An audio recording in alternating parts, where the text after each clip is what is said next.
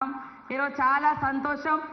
రైతుకు వ్యవసాయం పండగ అంటే ఏంటిదో మరి ఆనాడు వైఎస్ఆర్ గారి కాలం నుంచి ఈనాడు మన ముఖ్యమంత్రి గారు రేవంత్ రెడ్డి గారి కాలం వరకు కూడా రైతుల కళ్ళల్లో ఆనందం చూడాలన్నటువంటి లక్ష్యంతో ఈరోజు అనేక సంక్షేమ కార్యక్రమాలను చేపట్టడం జరిగింది.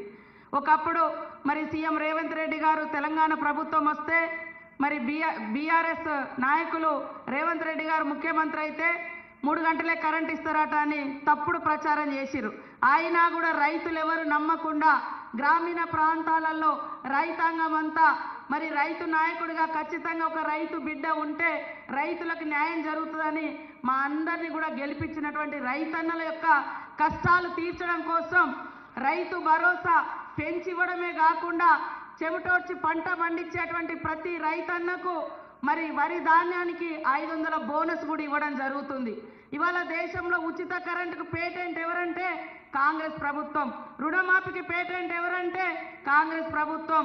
ఉచిత అంటే 500 బోనస్ ఎవరంటే కాంగ్రెస్ ప్రభుత్వం. మరి ఇలా అనేక కార్యక్రమాలతో పాటు రైతు యంత్రాలను కూడా మనం ఈరోజు రైతులకు యంత్రాంగాలను కూడా వ్యవసాయ యంత్రాలను కూడా ఇస్తున్నటువంటి పరిస్థితి. కాబట్టి కాంగ్రెస్ ప్రభుత్వం మాట ఇచ్చిందంటే రైతులకు ఎప్పుడు కూడా మోసం చేయకుండా రైతును కాపాడుకోవడమే ఏకైక లక్ష్యంగా పనిచేస్తుంది. ఆనాడు కాంగ్రెస్ ప్రభుత్వంలో జై జవాన్ జై కిసాన్ అనేటువంటి నినాదం ఇచ్చింది కూడా మరి కాంగ్రెస్ ప్రభుత్వమే. ఈ దేశంలో మరి మిలిటరీని పోలీసును ఈ దేశ రక్షణకు ఎంతైతే ఒక కన్నులాగా చూస్తామో రైతాంగం కూడా రైతును కూడా కాపాడుకోవడం అంతే అవసరము. రైతు పంట పండిస్తేనే ఈ దేశానికి రక్షణ.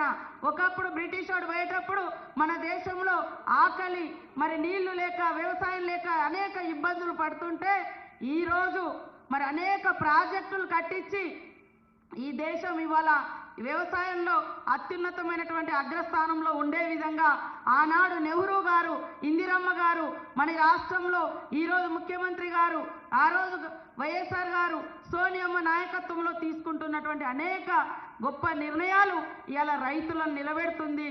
కాబట్టి రైతన్నలు కూడా కొన్ని విషయాలలో టైం పట్టొచ్చు కానీ రైతులకు ఎక్కడ కూడా మోసం జరగదు.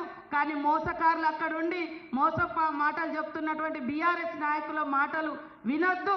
ఖచ్చితంగా రైతు సంక్షేమానికి రైతు అభివృద్ధికి కాంగ్రెస్ ప్రభుత్వం కట్టుబడి ఉంటుందని తెలియజేస్తూ ఈరోజు యొక్క రైతు నేస్తం కార్యక్రమంలో పాల్గొంటున్నటువంటి రైతన్నలకు రైతక్కలకు రైతు బిడ్డలకు అందరికీ కూడా పేరు పేరున పాదాభివందనాలు.